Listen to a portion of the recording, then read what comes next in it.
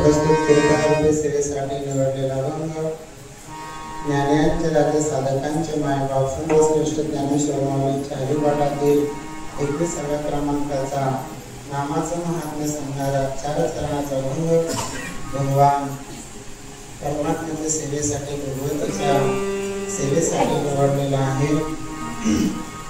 गेल्या 13 वर्षापासून आपल्या पवित्र अशा भगवान परमात्म्याच्या संत सद्गुरू गजानन महाराजांच्या दरबारामध्ये भगवती देवीच्या पवित्र नवरात्र उत्सवाच्या निमित्ताने आज सप्ताह चालू आहे। या वर्षीचं आपलं 14 वर्ष आहे। एक पद पूर्ण होऊन दुसऱ्या पदाकडे आपण पदार्पण करत आहोत।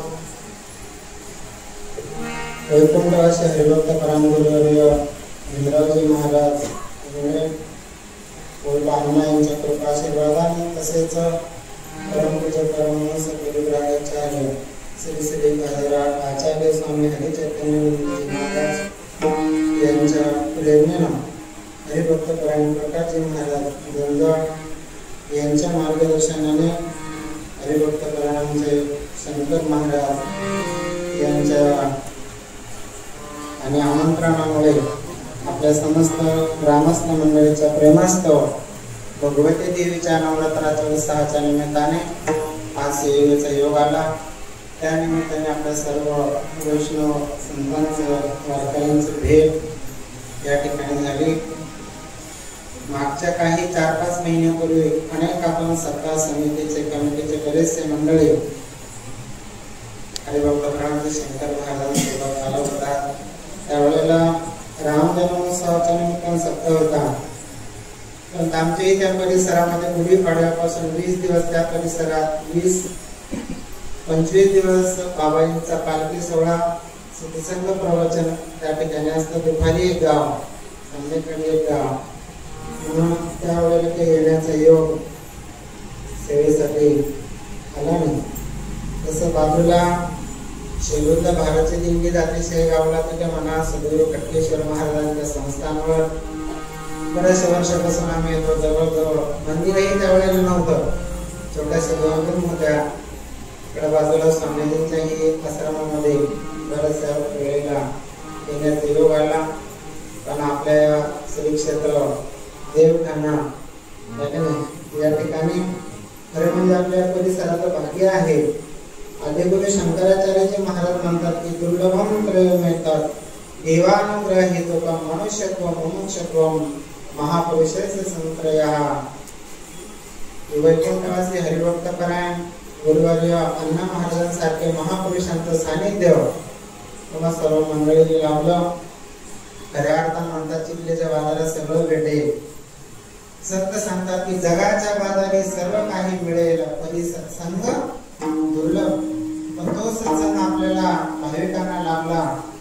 भगवंता सांगतात उद्धवाला की दुर्लभो मानुष्य देहो देहिनाम शरणमुरा तत्रापि दुर्लभ म्हणणे वैकुंठम प्रिय दर्शन। वैकुंठ नाम परमात्मा ज्यांना प्रिय आहे अशा संतांची त्या ठिकाणी भेट होणं, त्यांचं सानिध्य प्राप्त होणं, त्याला ही पूर्वजन्माच्या या परिसरातील भाविकांचं पुण्य असेल की सर्वांना असे महान संत लाभले। आणि असं म्हणतात की एक संत गेले की दुसरे संत भेटतात। त्यानंतर विद्वान असणारे महात्मा परमपूज्य हरिचैतन्यानंदजी महाराज या परिसराला त्या ठिकाणी लाभले। तर अनेक अशा प्रकारचे संत आपल्या या परिसरामध्ये विदर्भ म्हटलं ते अशा प्रकारची विदर्भ नगरी सद्गुरू गजानन महाराजांच्या चरणस्पर्शानं निष्काम कर्मयोगी गाडगे बाबा असतील, तुकडोजी महाराज असतील, दुर्लभराव महाराज असतील, अशा संतांच्या चरणस्पर्शानं पुनीत आणि पावन झालेली भूमी आहे.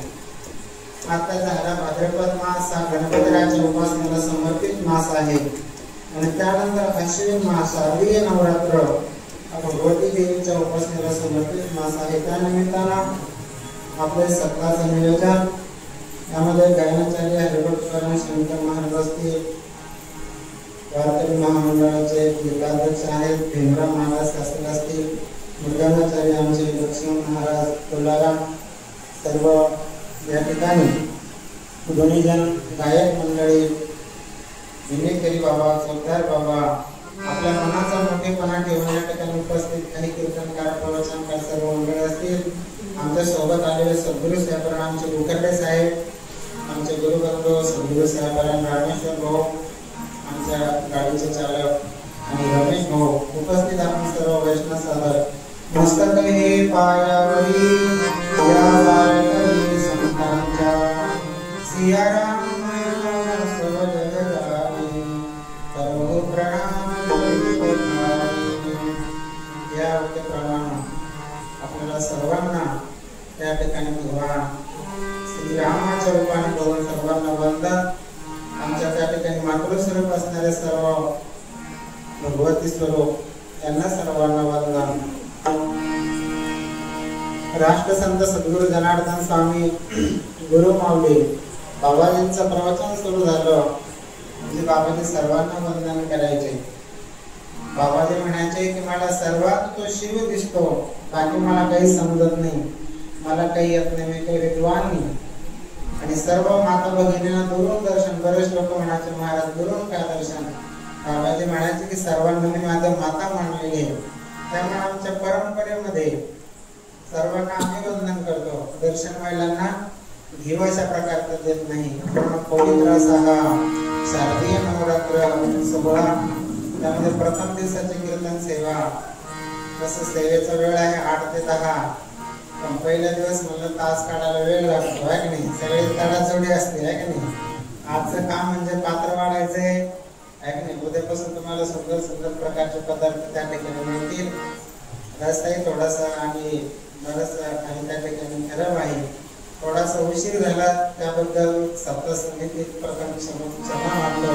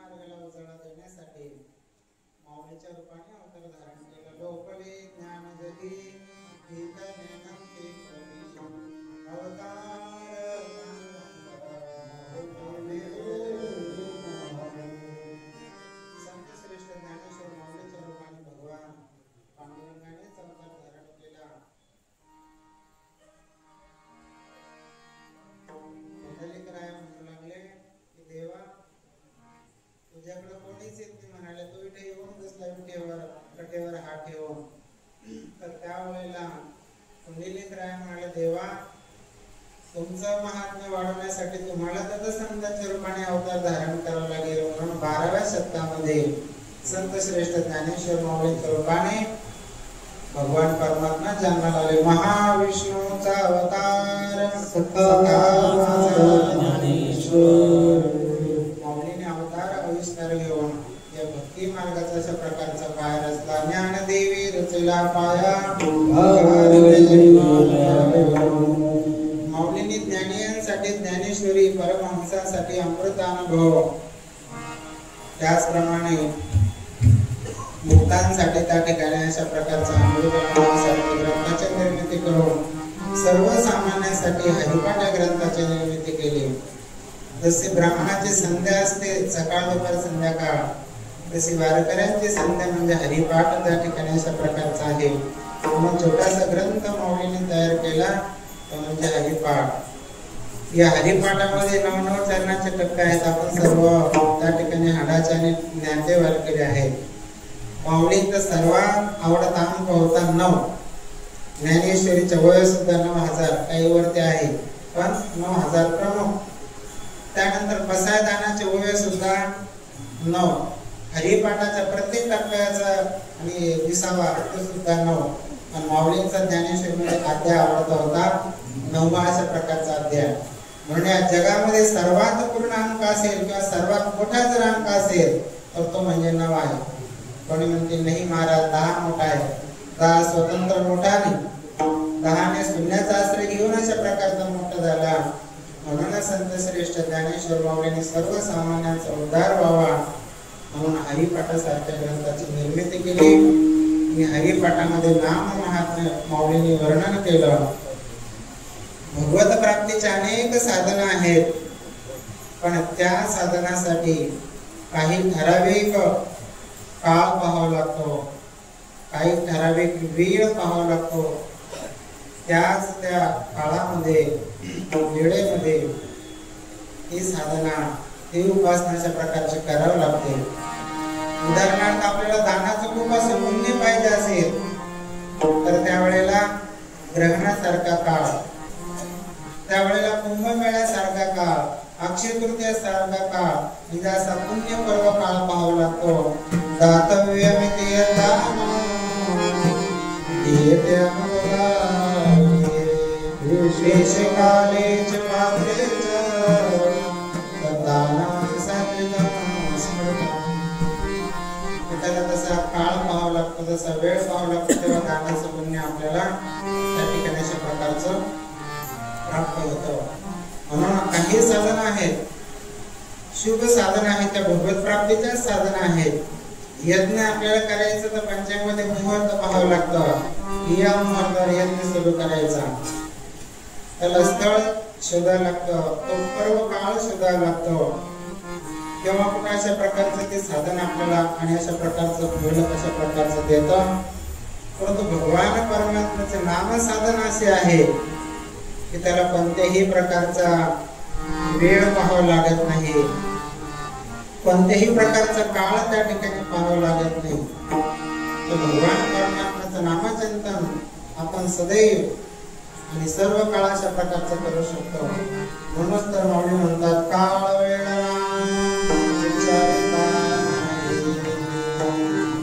भगवान परमात्म्याच्या नावाचा जर विचार करायचा, त्याला स्थळाची त्या ठिकाणी मर्यादा नाही, काळाची मर्यादा नाही, शुचिर्भूताची आवश्यकता नाही. तसं जर आपण जर पाहिलं गायत्री मंत्रासारख्या मंत्राचा जर आपल्याला जप करायचा तर त्याला शुचिर्भूत व्हावं लागतं. एकतर कोडे वस्त्र परिधान करावं लागतात किंवा धूत वस्त्र परिधान करावं लागतात आणि तो मंत्र एके ठिकाणी बसून त्याची आपल्याला उपासना साधना जप करावा लागतो. अन्यथा त्याची शुचिर्भूतानेही जर बाळगली असं म्हणतात ते साधना करणारा मनुष्य वेडा होतो, पागल अशा प्रकारचा होतो. परंतु हरिनाम असं आहे की त्या हरिनामाला अशा प्रकारचं शुचिर्भूतेची अशा प्रकारची आवश्यकता नाही. नाम यज्ञ तो परम नामे पावन धर्म नाम परम भगवंताचं नाव कोणत्याही प्रकारचा काळ पाहावा लागत नाही का? असं नाही की बाल्यपणात नाही, एक काळ आहे आपल्या जीवनातलं सुद्धा, आहे की नाही? काय काळ होता, तेवढा आम्ही तरुण होतो असं धनातन हरिपाठ सुद्धा मारत होतो, आहे की नाही? आता काय काळाला म्हणले वैभव झालो, नामस्मरणाला तरुणपणातच घेऊन वृद्धपच काळात घ्या असं नाही. तुम्ही तरुणपणात हे घेऊ शकता, मध्ये प्रौढावस्थेत घेऊ, वृद्ध अवस्थेमध्ये घेऊ शकता. म्हणून नामस्मरणाला कोणत्याही प्रकारचे आणि काळाचे चिंतनासी वेळ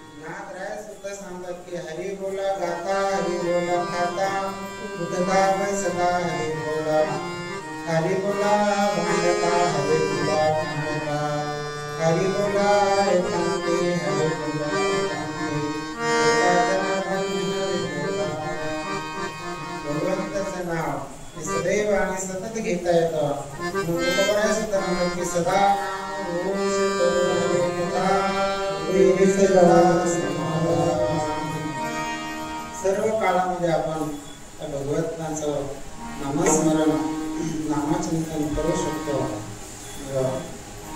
संत जनाबाईची ख्याती ऐकली कबीरदासजी महाराजांनी. संत कबीरदास महाराज उत्तराखंडातून आपल्या परत महाराष्ट्रामध्ये आले. महाराष्ट्र ही संतांची भूमी आहे. उत्तराखंडात आपण गेलो, विचारतात कहाँ से मूर्ति पधारी. आपण उत्तर देतो इकडचे संत कारण महाराष्ट्राचे आहेत, ते आपला आदर करतात की संत की भूमी से आए. उत्तराखंडातून संत आले ना आपल्या महाराष्ट्रीय संतांनी विचारलं की कहाँ से पधारे हो, ते सांगतात देवभूमी से. सगळे वंदन करतात कारण सगळं भगवंताच्या अवतार झालेले, रामप्रभूंचा, कृष्ण भगवंताचा. म्हणून कबीरदासजी महाराज आले तर कबीरदास महाराजांना असं वाटलं की आमच्या त्या ठिकाणी संत जनाबाई नामस्मरण करत बसले असून सकाळी विना घेऊन. संत जनाबाईंना अशी नामस्मरणाची सवय धरलेली होती. आपलं कसं असतं फक्त सत्ता असतं तेवढ्या पुरतच असतं काही काही ठिकाणी. सत्ता झाल्या की मग भेटणी नामस्मरणाचं हरिपाठाचं ज्ञानदेव सांगा हरिपाठ तुमची आमचे एका वर्षामध्ये भेट. संत जनाबाईचं नामस्मरण सदैव चालू होतं. गौऱ्या वेचत होत्या, व्यस्ता व्यस्त त्या गौऱ्या वेचल्या, त्यांच्या मैत्रिणी करून घेतल्या. महाराजांनी बघितलं, दोघी भांडू लागल्या. महाराज म्हणाले, ज्यांचा एवढा अधिकार आहे तुम्ही दर्शनासाठी आलो, त्यात जर म्हणतात हे तर संत आहेत का? न सांगता कळोय ते संत जनाबाईला कळालं. म्हणाले, महाराज थांबा, जाऊ नका, माझ्या गौऱ्या निवडून द्या, माझ्या मैत्रिणीच्या निवडून द्या. तर संत कबीरदास महाराज म्हणाले, याच्यावर काय शिक्का का शासनाचा ISIचा माल? हे तुमचा आहे, तुमच्या मैत्रिणीचा. म्हणाले, महाराज माझ्या गौरीची कोण आहे? जे गौरी उचलली, कानाला लावले, ज्याच्यातून श्री विठ्ठल श्री विठ्ठल श्री विठ्ठल असा आवाज ज्या गौरीतून आला, ती गौरी माझी. जिच्यातून नाही नामाची ध्वनी ऐकायला आली, ती माझ्या मैत्रिणीची. महाराजांनी एक गौरी घेतली, आवाज नाही आला, बाजूला टाकली, ही मैत्रिणीची. दुसरी गौरी घेतली, कानाला लावलं, त्याच्यातून आवाज आला, श्री विठ्ठल श्री विठ्ठल. जनाबाईचे गौरी. मग कबीरदास महाराजांना अधिकार कळाला की ज्यांच्या जीवनात किती नामसाधना असेल, की ज्यांचा स्पर्श ज्या गौरीला झाला, त्या गौरीमध्ये सुद्धा नामाचे चेतना, नामाचे स्पंदन, नामाच्या ऊर्जा, त्या गौरीतून सुद्धा नामध्वनी येतो. म्हणून संतांच्या जीवनात असं नामस्मरण होतं. ठराविकच काळात नाही, ठराविकच वेळात नाही, तर सदैव नामस्मरण संत करायचे. नामासी न लगे काळ, नामासी न लगे वेळ, सर्व काळ जपावे. नामस्मरणाला ह्याच काळात घ्यावं, ह्याच वेळात घ्यावं असं नाही. नामस्मरण साधना अशी आहे की त्याला कोणता काळ वेळ पाहायचं काम नाही, ते सदैव आपण जपू शकतो. नामसाधनाच एक आहे की ते सतत करता येते. इतर तुम्ही सदैव पूजा करू शकत नाही, तुम्ही सदैव योग करू शकत नाही, सदैव तुम्ही यज्ञ याग करू शकत नाही. सदैव करू शकतो ते आपण भगवंताचं नामस्मरण. त्याला कोणता काळ वेळ पाहायचं काम नाही. काय साधण्याचा काळ वेळ असतो तेवढा संपला की ते साधना त्या ठिकाणी आणि पूर्ण होते, त्याची सांगता करावं लागते. पण नामस्मरण सदैव आपण करू शकतो. म्हणून देव एक उदाहरण नावाचे संत होऊन गेले राजस्थानमध्ये. ते एवढं नामस्मरण करायचे, एवढं नामस्मरण करायचे, त्यांना काय आठवण राहत नव्हते तहानेचे भुकेचे. आताच आमच्या हरिभक्तपरायण निवृत्ती महाराजांनी सांगितलं, हरिभक्तपरायण प्रकाश महाराजांनी फक्त दुधावर निरंकार उपास केले. आता शेवटी शरीराचा धर्म आहे का नाही, तपसाधना करावं वाटते. पण म्हणाले महाराजांना खूप त्रास झाला. महाराजांनी अनेक वेळेला संत जनार्दन स्वामी गृहसेवाश्रमाला भेट दिलेली. महाराजांचे अनेक आणि कीर्तन आम्ही श्रवण केले. चांगल्या प्रकारच्या परिसरातील अधिकारी अशा प्रकारचे वारकरी संत त्या ठिकाणी आहेत. म्हणून आई म्हणायची उदाहरण वाचल जेवण घे, त्यांचं एवढं नामस्मरण चालू राहायचं. एक वेळेला आईने पटकन बोलवलं, म्हणाले तुला ध्यानात भोजन कर. म्हणाले आई हे भोजन पदार्थ एवढेच तुला आहे, पोळी ती चावायची चुरायची खूप वेळ लागतो. मग म्हणाले असा पदार्थ कर की तो थंड होऊ द्यायचा, आणि असा पदार्थ बनवतो तो चावण्यात खाण्यात माझा वेळ नाही गेला पाहिजे. मग त्यांनी अशी राबडी बनवली, थंड झाल्यावर बनवली. म्हणजे महाराजांच्या जीवनामध्ये एवढी नामस्मरणाविषयी प्रीती आणि प्रेम होतं. ते कोणत्या प्रकारचे वेळ पाहत नव्हते की 8 ते 10 आहे ना, जवळपास 9:45 वेळ अशा प्रकारचे पाहत नव्हते. देवा एवढं नामस्मरण, एवढं नामचिंतन त्या ठिकाणी ते करायचे. त्या नामचिंतनात एवढे अशा प्रकारचे तल्लीन होऊन जायचे. म्हणून माऊली म्हणतात काळ वेळ विचारता नाही. काही साधकांनी विचारलं माऊली काळ पाहायचा नाही, वेळ पाहायचा नाही, नाही का? आहे तिथं कोणत्याही अवस्थेत कुठेही झोपताना, उठताना, बसताना, काम करताना, संत जनाबाई सारखं जळताना, काढताना आपण नामस्मरण करू शकतो. काही साधकांनी म्हणाले आम्ही केलं नामस्मरण, आम्हाला पटलं की नामस्मरण केव्हाही करता येते, सोपी साधना आहे. पण येणे आम्हाला फलित काय मिळेल? तर त्या ठिकाणी माऊली सांगतात तर स्वतःचा तर उद्धार होईलच होईल, पण हे नामस्मरण ज्यांच्या कानावर पडल त्यांचं सुद्धा उद्धार होईल. अमुकाचं प्रथम चरण. काळ वेळ नाम उच्चारिता, काळ वेळ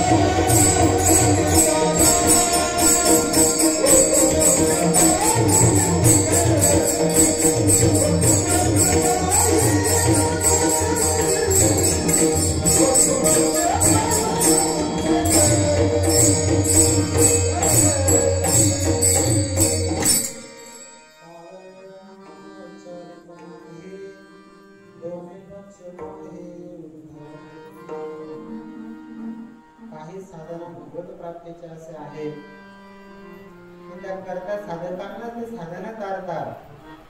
उदाहरणार्थ नामस्मरण ही एक नवविधा भक्तीपैकी भक्ती आहे, पण जो स्मरण करतो त्याचाच उद्धार होतो. परंतु हरिनाम संकीर्तनाचे साधन आहे की स्वतःचा तो उद्धार होतोच होतो. त्यामुळे ज्यांच्या कानावर हे नाम पडतं त्यांचं सुद्धा उद्धाराच्या प्रकारचं होतं. म्हणून दोन पक्ष कोणते, एक गाणारा हरिनाम आणि ऐकणारा, हे दोन अशा प्रकारचे पक्ष आहेत की ज्याने हे भगवंताचा हरिनाम बोलत नाही तर सत्ताच्या निमित्ताने श्री विठ्ठल विठ्ठल विठ्ठल असे दोन्हीने संपूर्ण आपली नगरी दुमदुमून जाणारे. विठ्ठल विठ्ठल गजरी 9 दिवसामध्ये दुमदुमणार देवठाणा नगरी. या विठ्ठल विठ्ठल या हरिनामाने नामस्मरण करणाऱ्या साधकांचं तर त्या ठिकाणी त्यांचं हित होणारच आहे, परंतु स्वतःच्या हिताबरोबर ज्यांच्या कानावर पडतं त्यांचं सुद्धा हित होतं. हा अशा प्रकारचा हरिनामाचा त्या ठिकाणी फलित आहे, फायदा आहे. याच्याही पुढे जाऊन जर चिंतन करायचं ठरलं की तुम्हा आम्हाला ऐकायला येतो, तुम्हा आम्हाला श्री विठ्ठल भजनही करता येतं, पण हे नामस्मरण ज्यांना फक्त श्रवण करता येतं पण नामस्मरण करता येत नाही. उदाहरणार्थ पशु पक्षी जेवढे आहेत प्राणी, त्यांच्या कानावर जर हे नामस्मरण पडलं तर त्यांच्या अंतःकरणातल्या नामस्मरणाच्या श्रवणामुळं तमोगुण कमी होऊन सात्विक गुणाची वृद्धी होऊन त्या पशु पक्ष्यांचा सुद्धा उद्धार होतो. म्हणून माऊली सांगतात दोन्ही पक्ष पाही उद्धार. ज्यांच्या कानावरही नाम पडलं त्यांचं सुद्धा उद्धार अशा प्रकारचं होतो. तेव्हा एवढ्या नामस्मरणाचा एक महिमा. किंवा ज्या घरामध्ये ज्या कुळामध्ये एखादा नामधारक जन्माला आला, परम नामधारक, तर त्याच्या आईकडच्या 21 पिढ्या आणि वडिलाकडच्या 21 पिढ्या अशा 42 पिढ्याचा उद्धार होता असं गुरुचरणात साहेब गुरुचरित्रामध्ये वर्णन आहे. दोन्ही पक्ष थोडं भगवत नामस्मरणाचा महिमा आहे. म्हणून संत श्रेष्ठ बहिणाबाई ह्या नित्यानं त्या ठिकाणी अशा प्रकारचं भगवत नामस्मरण नामचंद्र नामसाधना करायच्या. जगद्गुरु तुकोबरांच्या शिष्या ज्यांची समाधी सेवर या ठिकाणी अशा प्रकारचे नित्यानं त्या ठिकाणी कीर्तनाला जायच्या, नामस्मरणाला अशा प्रकारचं त्या ठिकाणी जायच्या. आणि कीर्तनाला त्या ठिकाणी जात असताना त्यांच्या सोबत एक छोटस गाईचं वासरू होतं, ते सुद्धा यायचं. एक वेळेला काय झालं, एकादशीला कीर्तन होतं एका थोर महात्म्याचं. मंडप एवढा गच्च भरला, त्या मंडपात माणसाला बसायला जागा नाही. संत बहिणाबाई सोबत ते वासरू सुद्धा कीर्तनाला येऊ लागलं. तेवढ्यात चौदार बाबा होते, म्हणाले तुम्ही चला मध्ये. त्या वासराला पाठीनं मारलं, मंडपाच्या बाहेर काढलं. त्याला त्या दिवशी भगवंताच्या नामाचा विरह झाला म्हणून त्या वासराने अन्न पाण्याचा त्याग केला आणि शेवटी प्राण ज्योत देहातून जाणार. तर मुक्काम करोति वाचालम बंधुलम यत्कृपादम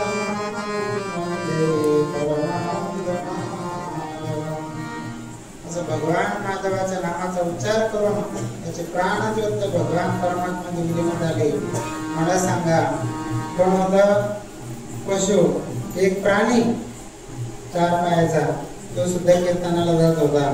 आणि एवढा मंडप झाले, 2 पायाचे लोक सुद्धा येत नाही. या कीर्तनाचा महिमा आहे. त्या पशु सुद्धा उद्धार झाला. दोन्ही पक्ष पाहे. एक गणिका नावाची वेश्या होती, ते पोटाला शिकवायचे म्हण राम श्रीराम श्रीराम. पोपटही त्या ठिकाणी त्यांच्या सोबत ते नामस्मरण त्याला सर्वांना करायला लागलं.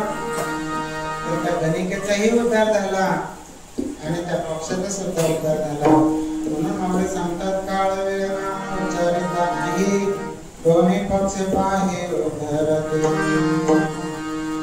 काही साधक म्हणाले, माऊली नामस्मरण एवढंही होतं, एवढ्याच प्रकारचं त्या ठिकाणी फल प्राप्त होतं, आम्ही ते नामस्मरण करू. बरेचसे लोक म्हणतात, आम्ही पूर्वी जे वाईट खाल्लं ते खाल्लं, जे पिवणे ते पिलं, आमच्या जीवनात खूप दोष निर्माण झाले, नाम पाप आम्ही केलं. अरे म्हणाले, तुम्ही या आणि हे भगवंताचं रामकृष्ण नाम घ्या, तुमचे अनंत जन्माचे दोष असतील ते नष्ट होतील.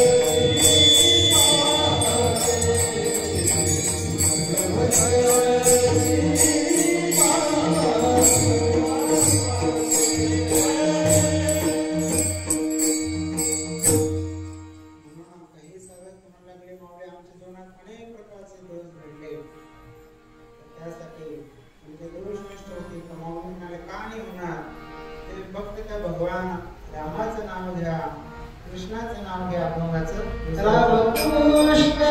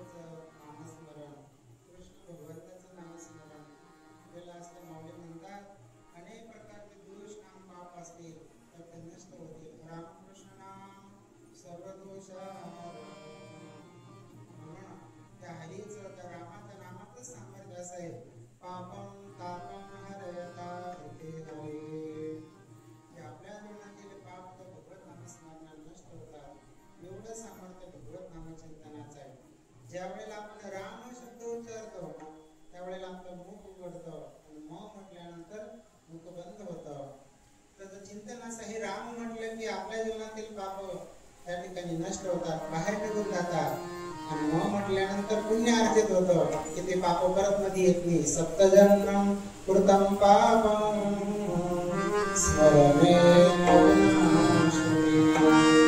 राम म्हणा राम राम म्हणा कल्याण होईल. सात जन्माचे पापे एवढं सामर्थ्य रामनामामध्ये आहे. रामस्मरण केलं तर आपले सप्त जन्माचे पाप नष्ट होतात. हरी उच्चारणे अंत पाप राशी जाती राशी क्षणामध्ये. एवढं सामर्थ्य. म्हणून असं वाटून नाही घ्यायचं की आमच्या जीवनात खूप दोष आहेत, खूप पातक घडलेले. असं म्हणतात की पातक व्हायला खूप वेळ लागतो. माऊलींनी दृष्टांत दिला गवताच्या गंजीचा. पाणी पडावं लागेल, गवत उगावं लागेल, कापावं लागेल, गंजी करावं लागेल. एवढं व्हायला खूप वेळ लागतो. पण ती गंजी जळायला काही वेळ लागतो का? ते काढी लावले की नष्ट. तसं बाबाजी म्हणायचे डोंगरा उडवले जरी तुमचे पाप असतील, महाराजांनी जे आता प्रमाण दिलं त्याप्रमाणे पर्वत जळले पापाचे. ऐसा नामाचा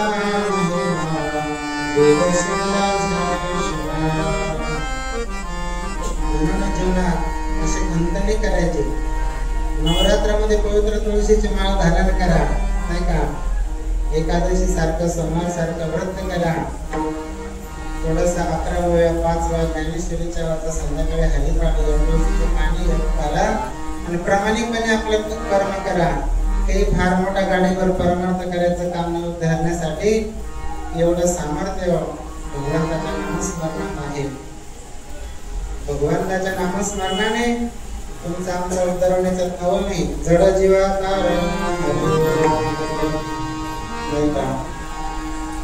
भक्तीचे नावे चतुष्पदाची अवघे वैकुंठाची सर्वांना कथा माहिती. अष्टम स्कंदामध्ये गजेंद्राचा ज्या वेळेला नकराने पाय धरला त्यावेळेला गजेंद्राने तर भगवान परमात्म्याला हे आणि म्हणून फूल फेकलं तर भगवान परमात्म्याने त्या गजेंद्राला पांडुरंगी हो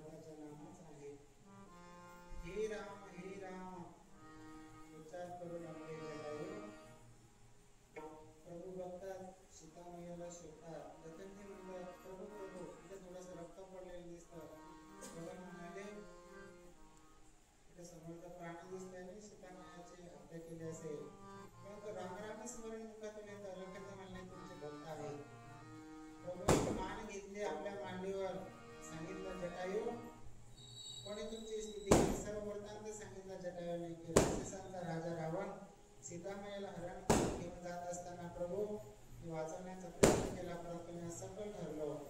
प्रभूने पाहिलं जटायू पाण्यास एवढा परोपकार केला म्हणून प्रभूने जटायूला डोक्यावर हात फिरवला.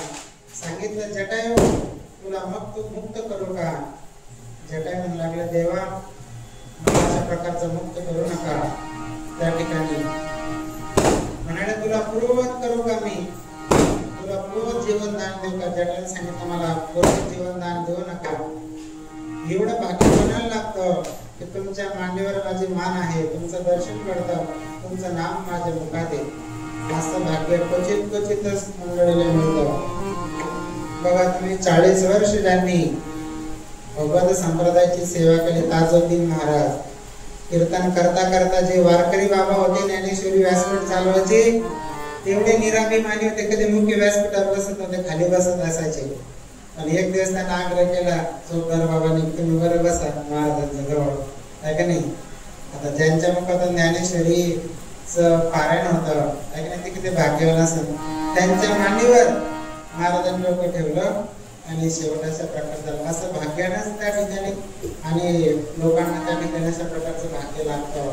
जटायू म्हणाला, देवा मला पूर्ववत जीवन नको, आणि तुमचं नाव माझ्या मुखात आलं म्हणजे मला मुक्तीच प्राप्त होणार आहे. जाकर नाम मरतम गावा आदम मुक्ती श्रुती गावा.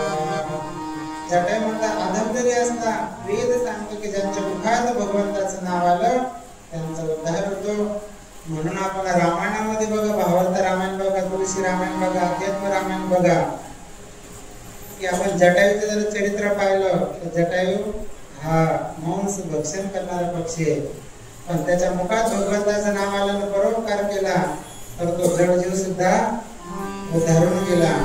असं जटायूच्या चरित्रात नाही की एवढे दिवस चातुर्मास केला, एवढी साधना केली, फक्त भगवंताचं त्या ठिकाणी नाम मुखात आलं. जडजीवा तारणा हरे रामकृष्ण नाम सर्वदोषहरण, जडजीवा तारणा हरे. भगवान रामप्रभूचं नाव, तर भगवान कृष्ण भगवंताचं नाव नाही तर पशुपक्ष्यांचा उद्धार होत असेल तर तुमचा आमचा का होणार नाही. आपण प्रत्येकाने गुरुदेवाने दिलेला जो गुरुमंत्र आहे त्या गुरुमंत्राच्या माळेवर जगण्याची सवय करा प्रथम. आणि एकदा ती सवय लागली, हळूहळू नंतर माला नसेल तरी नामस्मरण माल नसताना चालू राहतं. जपाने उलट प्राणांचा सवय लावा. एकदा सवय लागली तर त्या ठिकाणी नामस्मरण अखंड चालू राहतं. ज्ञानदेव जपमाळा करी अंधकरणाचीच माळ त्या ठिकाणी सदैव ते नाम चालू राहतं. पण प्रथमतः माळेवर करावं लागेल. माळेवर एकदा साहेब बघा, तुम्ही जेवढे काही वैष्णव संत आहे, बरेच संतांच्या हातामध्ये 27 नाण्याची माला असते. 4 वेळी जपली 27च्या 108 होतात, नाही का. आणि एकदा माळाही नसली की सतत ते नामस्मरण चालू राहतं. मग असं ज्यांच्या जीवनामध्ये भगवंताचं नामस्मरण आहे त्यांना मावळे सांगतात, काय मी अशा प्रकारची उपमा देऊ. अभंगाचं 3रं चरण. हरे नाम सार जीवाया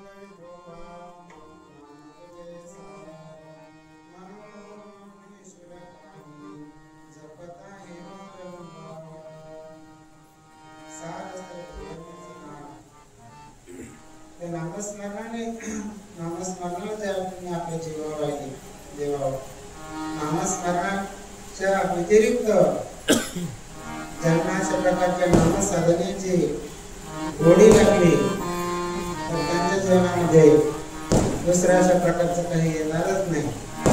आणि सहज पडायला भ्रमण करता नाशिकून आलो, हरिभक्तपरायण गुरुवारी राऊत बाबांना भेटलो. श्री विठ्ठल आश्रम गंगापूरला भेट दिली. त्यांच्या आश्रमाचा एक विद्यार्थी शिक्षक टाकलेला होता. म्हटलं बाबा आमच्या आश्रमात असा उपक्रम आहे, विद्यार्थी सेवा आहे, कोणत्या प्रकारची फी घेतली, 250-300 गायी आहेत, प्रदोषा निमित्ताने 7 कीर्तनास एक सेवा द्या आम्हाला. बाबा म्हटले बाबा हे विद्यार्थ्यांना त्या ठिकाणी वेळ द्यावा लागतो, बाहेर गेलं तर मग विद्यार्थ्यांना वेळ नाही पुरत. नंतर आम्हाला बाहेरून माहिती मिळाली की काही लाख जप करून दिला म्हणजे बाबा एक रुपया नाही घेता, स्वतःच डिझेल टाकून त्या कार्यक्रमाला येतात. म्हणजे स्वतः तर एवढं नामस्मरण करतातच. आपण बघितलं परमपूज्य रामभद्राचार्यजी महाराज ज्यांनी हायकोर्टामध्ये सगळं पुरावे सांगितले राम मंदिराचे. एवढे विद्वान महात्मे या विश्वाच्या पाठीवर सूरदास सगळं पाठ रामायण भागवत 1 लाख जप त्या ठिकाणी अशा प्रकारचे दररोज ते करतात. आता मंत्र असतात, काहीचे 2 अक्षरे, काहीचे 1 अक्षरी, कोणाचे 6 अक्षर, त्यांना सर्व जास्त लागतो. असे महात्मा आहेत की ज्यांनी आपली जीवा त्या भगवत नामस्मरणालाच वळून घेतली. आज नवरात्राचा जर पर्व पाहिला दिंडी दिसत नाही आपल्याला देवीच्या मिरवणुकी पुढं. आता आम्ही चिखलीहून आलो, मोठा डीजे वाजत होता, डीजेवर मुलं नाचत होते. बऱ्याचशा मुलांना पिल्याशिवाय नाचता येत नाही. महाराज तुमच्या मुलांना नाचतात ते भाग्यवान. मला सांगा, देवीच्या उत्सवाच्या निमित्त घाण घाण पिणं त्या ठिकाणी नाचणं त्यांची जीविका सार्थकी लागेल का? नाथरायाने त्यांना अशा प्रकारचं म्हटले, नामाविने मुख सर्पातेचे वीर जीवाने काळ संताहे. कबीरदास महाराज म्हणतात, जिस मुख में हरि भजन नाही हे वो मुख हे नरक समान. म्हणून आपल्या परिसरात खूप अशी दिव्य परंपरा आपल्याला संत सानिध्य लाभल्यामुळं अखंड आयलन चालताय नाही का. त्यानिमित्ताने मिरवणूक भजन करत नामस्मरण करत या डीजेने एवढे तोटे, त्याची बीपी वाढते. एखाद्या घरामध्ये कमकुवत घर असलं तर घर पडतं, लहान मुलांना त्रास होतो. एका ठिकाणी तर व्हॉट्सअपला असं आलं, जोरात डीजेचा आवाज केला, नवरदेचीच बीपी वाढली, नवऱ्याचं कोचाला लागलं,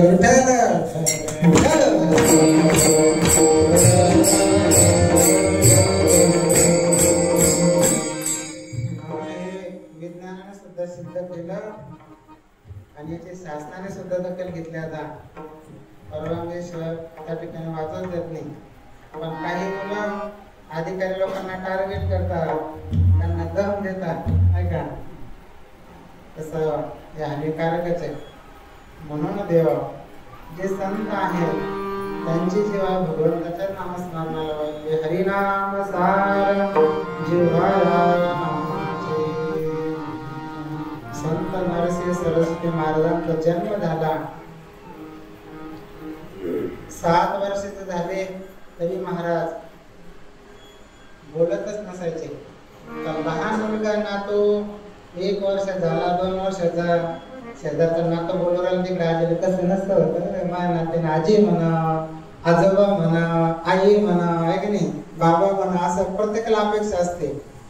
पण महाराज हे भगवान दत्तात्रेयाचे 3रे अवतार होते. भगवान दत्तात्रेय, श्रीपाद स्वामी आणि नरसिंह सरस्वती महाराज. ब्राह्मण समाजामध्ये रीतिरिवाज असतो, मुलगा 7 वर्ष झाला महाराज तर मौजीबंधन संस्कार करतात, गायत्री मंत्र देतात. आई वडिलांना सगळे लोक नाव ठेवू लागले. मुलगा मूक बधीर जन्माला आला, मुलगा बोलत नाही. आई वडिलांना दुःख वाटायचं, लोक बोलायचे, काट्यासारखे टोचायचे. ज्यावेळेला मौजीबंधन संस्कार ठरला, पत्रिका छापल्या, सर्व भाविक, सगळे पाहुणे, सर्व मंडळी आली. ज्या वेळेला जन्म दिला आणि गायत्री मंत्राचा उच्चार केला, काही वेदाच्या रुचा, नरसिंह महाराज खडखड खडखड त्या वेदाच्या रुचा गायत्री मंत्र म्हणू लागले. आई वडिलांना एवढा आनंद झाला. महाराज खऱ्या अर्थानं आज आम्ही सोनोग्राफी केली, थोडासा त्रास होत होता पोटाचा स्टोनचा. म्हटलं आपण नाही म्हणा कीर्तनाला. आज शंकर महाराज, परमपूज्य श्री श्री खजाराड स्वामी, हरिचैतन्य स्वामी सोबत आमच्या तालुक्यात बऱ्याच स्वामींच्या अर्धा झालेल्या आहे. तर प्रत्येक कथेला आम्ही श्रवणाला महाराज साथ द्यायला. महाराज इकडे कुठं गजानन मंदिर म्हणे तिथे 1 तरी तास कालच कीर्तन तुम्ही द्या. पण त्यावेळेस शक्यच नाही, आमचा 1 दिवस असतो जो खेळायला. राम जन्माला नाही म्हणे तुम्ही नवरात्रात तरी द्या.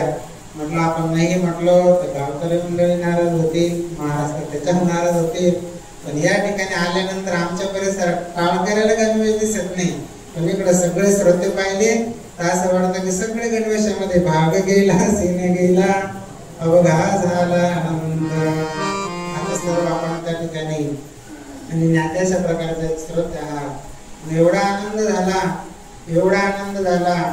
आई वडिलांना खूप समाधान वाटलं. सर्व मंडळी जेवण खाऊन झाले, सगळे जिकडे तिकडे अशा प्रकारचे गेले. 10:15 जवळ लागले आहे की नाही. आपल्याला आता थोडासा वेळ झाला, 15 मिनिटात महाराज आपण आपली सेवा संपू. आईने जवळ घेतलं, मांडीवर बसवलं, हात फिरवला डोक्यावर की बाळ नरसिंह. सगळे लोक बोलत होते, काट्यासारखे टोचत होते. आम्हाला खूप दुःख होत होतं की तुमचा मुलगा मुका जन्माला आला, मुकबधीर जन्माला आला आणि तू तर आता पडपड पडपड वेदाच्या रुचा म्हणला, गायत्री मंत्र म्हणला, एवढे दिवस तू का नाही बोलला? सांगितलं आई मी जर बोललोच असतो, हे संसाराच्या गप्पा गोष्टी करण्यासाठी मी आलोच नव्हतो. माझी ही जीवाई भगवंताच्या नामस्मरणाला मी वाहिलेली. मी जर बोललो असतो तर हे शिकवलं असतं, हे तुझे बाबा आहे, हे तुझी आई आहे, हे तुझे काका आहे. त्याच्यामध्ये माझा सर्व वेळ हा व्यर्थ गेला असता, नाही का? म्हणून सांगितलं मग तू काय करत अशा प्रकारचा होतास?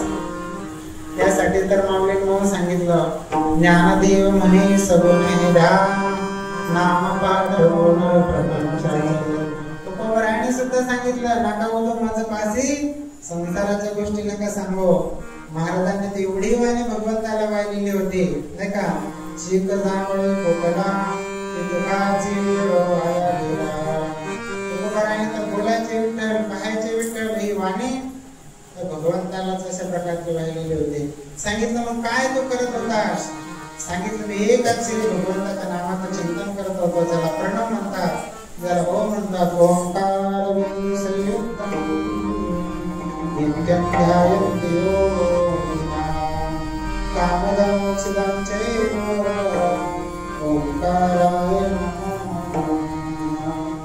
त्या भगवान परमात्म्याचं नामाचं चिंतन करतो ओम या नामाचं म्हणून देवा संतांनी आपली ही जी वाणी आहे भगवंताचं जे सारभूत नाम आहे त्या नामालाच अशा प्रकारचे आपली वाणी वाहिलेली आहे। हरिनाम सार जीवाचे ज्यांची जीवाच्या सार असलेल्या नामाला वाहिलेली माऊली सांगतात त्यांना काय अशा प्रकारचे उपमा द्यावे।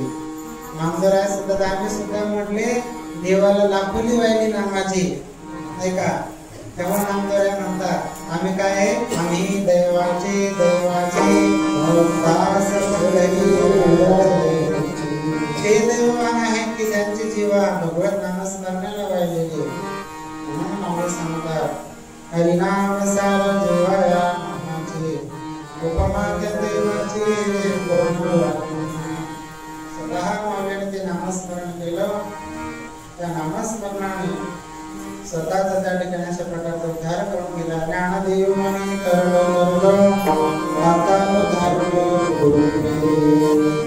जो साधक नामस्मरण करतो त्यांच्या कुळामध्ये ज्यांना जन्म घ्यायचं भाग्य लाभलं देवावर त्यांचा सुद्धा अशा प्रकारचा उद्धार होतो। हे नामस्मरणाचं महात्म्याचं शेवटचं चरण। ज्ञानदेवाचा अनुभव झाला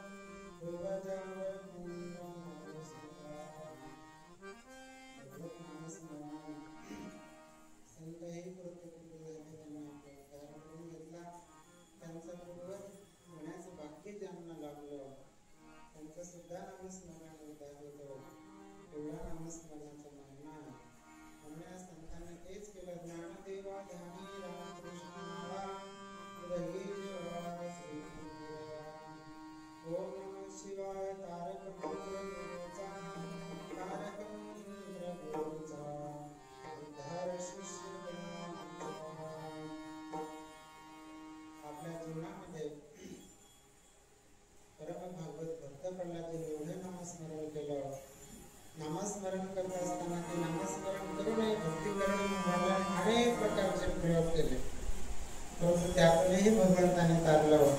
शेवटी भगवान परमात्मा प्रकट झाले.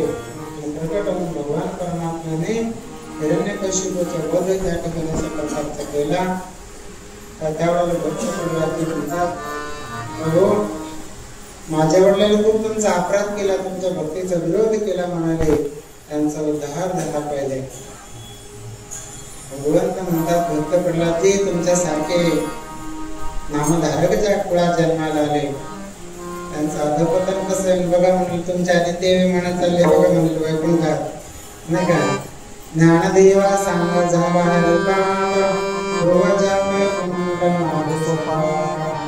त्या पूर्वजन्मी सुद्धा अशा प्रकारचं ते भगवत धाम अशा प्रकारचं प्राप्त होतं. म्हणून आपल्या जीवनामध्ये जास्तीत जास्त नामसाधना नामस्मरण अशा प्रकारचं केला. त्याला माऊली म्हणतात कोणत्याही प्रकारचा काळ वेळ अशा प्रकारचं बघायचं काम असं मनामध्ये भीती बाळगून घ्यायची नाही की खूप पाप आम्ही केलं तर मग त्या ठिकाणी आम्ही निष्पाप होऊ का. नामस्मरणात एवढं सामर्थ्य आहे की त्या नामस्मरणात आपले सर्व दोष नष्ट अशा प्रकारचे होतील. आणि एकदा त्या नामस्मरणाची सवय लागली या जीवेला दुसरं काही अशा प्रकारचं आवडणार नाही. आणि ज्या जीवेने असं नामस्मरण होतं माऊली सांगतात ते सर्व दैववान दुसरं कोणी नाही. अशी नामसाधना सतत त्या ठिकाणी जर असेल तर आपल्या या ज्या कुळात नामधारक जन्माला येतो त्या कुळात जे पूर्वी जन्माला आलेले मंडळी त्यांचं सुद्धा उद्धार होतो. काही म्हणाले महाराज आम्हीही नामस्मरण करू, आमच्याही पूर्वजांचा उद्धार झाला पाहिजे, त्यासाठी आम्ही काय करायचं? माऊली सांगितलं फार काही प्रयास करायचं, आम्ही फक्त एकच करा, हरिमुखी म्हणा, हरिमुखी म्हणा, या मुखाने फक्त हरी हरी म्हणा, पुण्याची गणना एवढं अगणित पुण्य निर्माण होईल. इतर पुण्य जे आहेत इतर पुण्य त्या ठिकाणी कमी होतं, पण नामस्मरणाचं पुण्य हे कमी अशा प्रकारचं होतं. बघा कमी यज्ञ याग केलं, स्वर्गाचं भोग पुण्य संपलं. नव्या अध्यायामध्ये वर्णन येते चिन्हे पुण्य मूर्ती लोक विष्णू तो पुण्याची पावली सवे सवींद्रपणाचे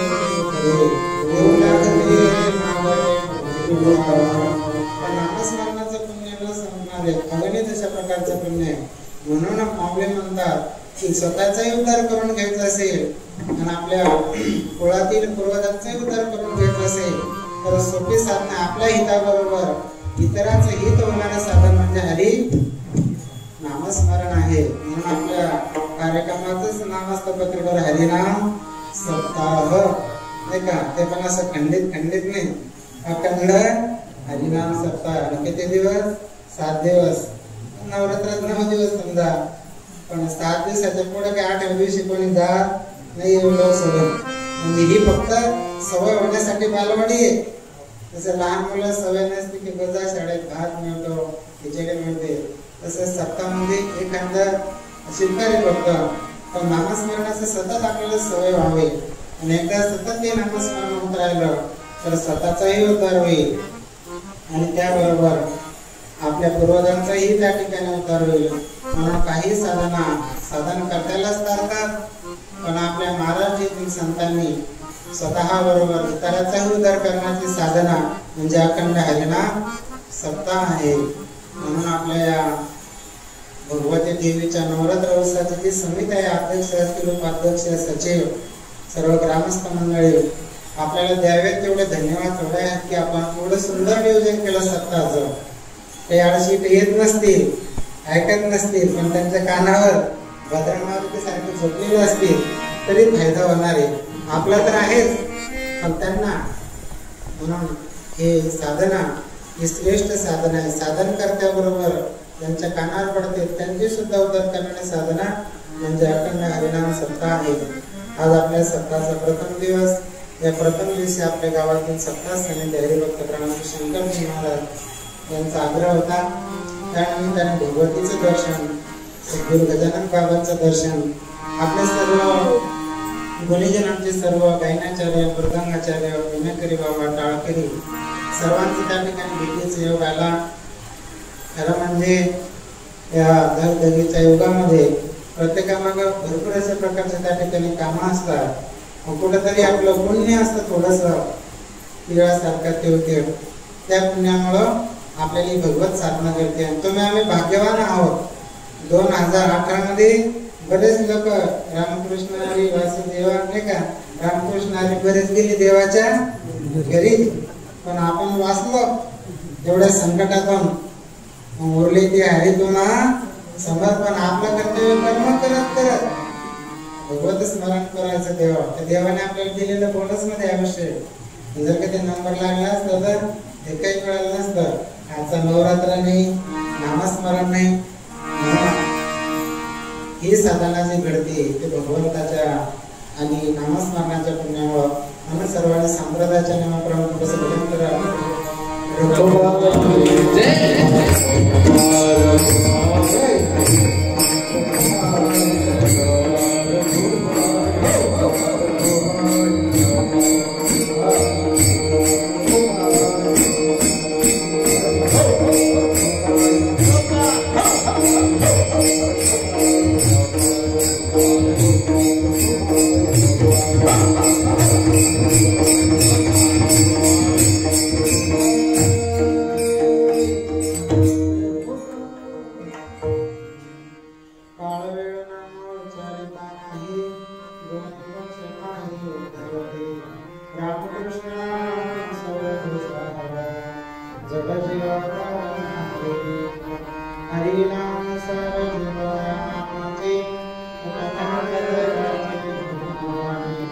ज्ञानदेव सांग झाला हरिपाठ तुझ्या हरिमुखे मना हरिमुखे पुण्याचे गणना संत श्रेष्ठ ज्ञानेश्वर माऊलींच्या हरिपाठातील 21व्या क्रमांकाच्या रंगावर यथामते चिंतन करण्याचा त्या ठिकाणी प्रयत्न केला. झालेली सेवा